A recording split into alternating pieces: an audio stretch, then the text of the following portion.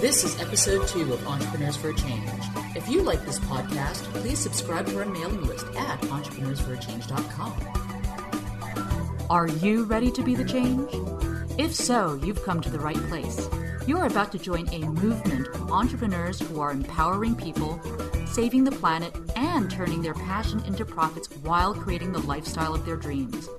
If you don't believe us, check out our website at entrepreneursforachange.com, a place where you can be inspired, mentored, and supported by a tribe of change-making entrepreneurs just like you.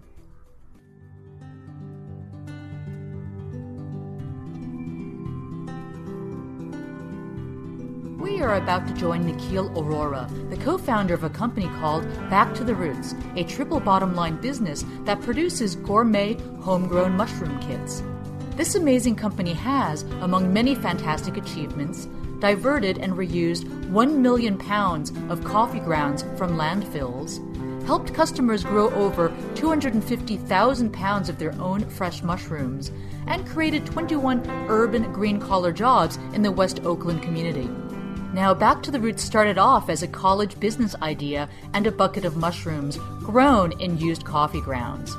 Nikhil will share with us their highly entertaining entrepreneurial journey from the early days of collecting used coffee grounds from local coffee shops, how their urgent ad in Craigslist turned their mountain-sized heaps of coffee ground waste into a lucrative sideline business, and how their partnerships with Peet's Coffee and Whole Foods helped them grow to the $5 million business they are today. Okay, Nikhil, I'm so glad that you're here to join us today to share with our audience the story of your guys' phenomenal success. So if you could tell us more about your company, how Back to the Roots came to be, that would be fantastic. And please also let us know what products you guys sell, because I know you've got the really cool gourmet mushroom kits, but it seems like you've branched out to other products, and would love to understand too the inception of your business idea. So where and how did you come up with this awesome, creative, sustainable business idea, and what it took to get your startup idea off the ground? Absolutely. Well, first of all, thank you very much for having us on here. This is really exciting. And I can give a quick background at first, just in terms of how we got started and how we kind of ended up being a full-time urban mushroom farmers. And it's actually a kind of funny story. It was our last semester in college in 2009, where Alex and I were actually both at UC Berkeley. I was an undergraduate business poli-sci student. He was an undergraduate business education student. And Alex had an offer to go into investment banking in New York, and an offer to go into consulting in San Francisco. And I think you know what you're doing, and about to graduate. And 2 months before graduation, they were sitting in a business ethics class, and we hear our professor bring up, which, looking back now, like a pretty random fact, that you could potentially grow gourmet mushrooms on entirely recycled coffee grounds. And I think something about the idea of kind of turning waste into food and jobs got us both excited. And we didn't know each other at the time, but both reached out separately to our professor. And she's like, hey, that's kind of cool. Do you have any more information? And he emailed us both back separately. I have no idea, but the other kid asked me about it too. You guys should link up, and Alex and I both met up and just started kicking around the idea. And eventually, it was right before spring break that we decided, what the heck, let's give it a shot. And ended up planting these 10 test buckets, literally kind of Ace Hardware paint buckets of mushrooms filled with coffee ground and some mushroom seed. And we come back from spring break, and out of these 10 buckets, 9 of them are just completely contaminated, but one of them just has this gorgeous bunch of mushrooms growing out of it. And I think that was really the first time we saw that this idea actually, has something to it that could actually work. And we ended up taking that one bucket around to a local restaurant called Chez Panisse and got a chef to try it out there. Actually, Alice Waters, one of the kind of most foremost people in this local food scene, and she became really supportive and got her head chef over, tried them out, and they kind of go, oh, these are delicious. And that same day, that same paint bucket over to their local Berkeley Whole Foods, and kind of walked into the produce department with a paint bucket of mushrooms, and those guys became really supportive as well, and ended up getting a small 5K grant from our chancellor a couple weeks before graduation, and said, you know what, we got mushrooms that taste good, we got some possibility of demand from Whole Foods, and 5K in our pockets, so, forget investment banking, forget consulting, full-time mushroom farming it is. So I ended up diving right into it. Wow, so you guys were actually en route to embark on a traditional, business management career, and now you guys are growing shrooms in East Bay. Exactly. The fraternity kitchen, right? Quite the change of direction, but we wouldn't have it any other way looking back. It's been awesome. Dude, I have to say that shroom growing just sounds way more interesting than being like a top 5 management consultant. Right. It's been a blast. It's definitely been a roller coaster, but been a ton of fun, and still doesn't feel like work. Just still feels like something that's excited every morning to wake up and get to it. So what kinds of mushrooms do you guys grow? Yeah, so we started off with the fresh mushrooms and loose wholesale ones for the produce departments, and we're growing oyster mushrooms right now, which by far are the best on coffee grounds. And as we started off with the fresh mushrooms, actually along the way that we had a lot of people from our community and our customers asking us, like, hey, that's kind of cool, but can we take this one step more locally? Can we do this ourselves? Can we do it at home? And that's really where the idea of the Grow at Home mushroom kit came about, which is now our primary product, and it's an oyster mushroom kit. It's all grown on entirely recycled coffee grounds, in this case from Peet's Coffee, our primary partner on the supply side. And it lets you grow about 1.5 pounds of fresh oyster mushrooms in as little as about 10 days. It's super quick, super easy, and our vision with this is really to serve as like an inspirational, educational tool that can get everyone excited and kind of empowered to grow their own food, and something where you don't need a green thumb or a big backyard. But anyone, no matter where you are, no matter your expertise, can grow their own food. And we've been really excited about kind of building a movement around connecting people with the food again. That's really cool. So you guys have oyster mushroom growing kits. Are you going to branch out into other kinds of mushrooms, like maybe chanterelles, or is that the one that kind of lends itself to be most easily cultivated at home? This definitely caters itself to being most easily cultivated. And right now, I think more than other types of mushrooms, I think we're looking at other types of products in this grow at home space. And we really called our company Back to the Roots. It was never X, Y, and Z kind of mushroom farm.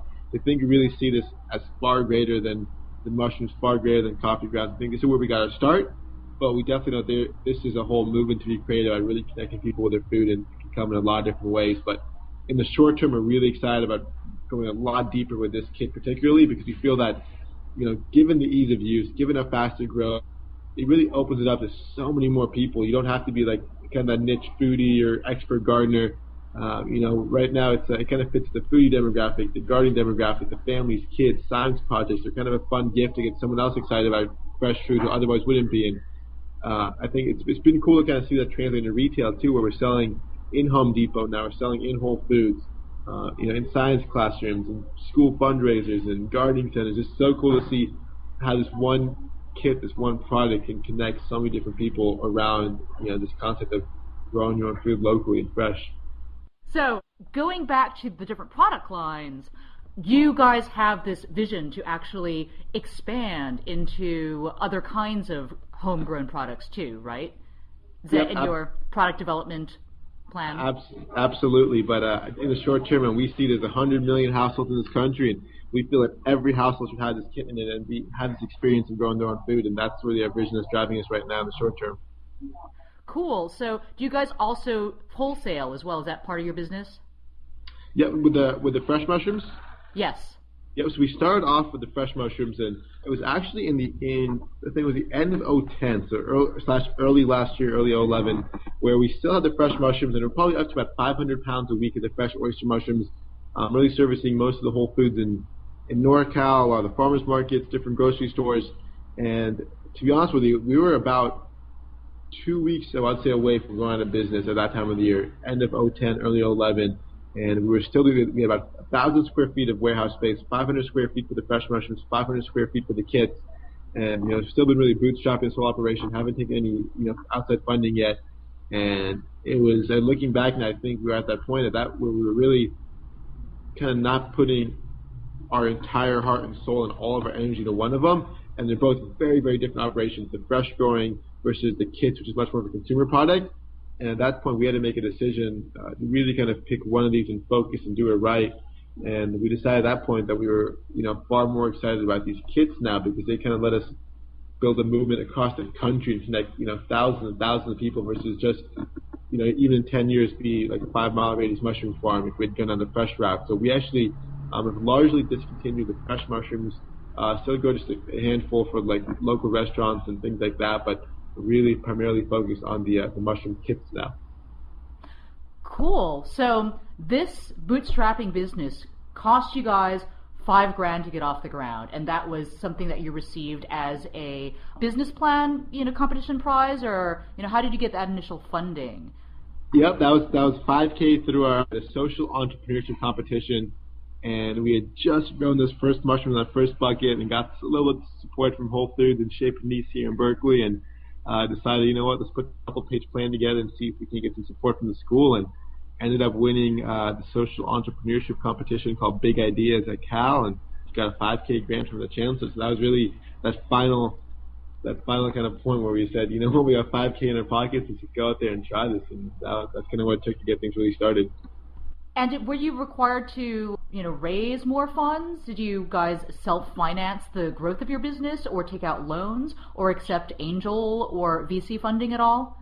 Sure. So far we have not taken any angel or VC funding. We have been really lucky and fortunate to win a couple more business plans since. We got a $50,000 grant from the Miller Coors Group. They had an urban business plan competition, and another $50,000 grant / prize money from the Hitachi Foundation, who had a social entrepreneurship competition.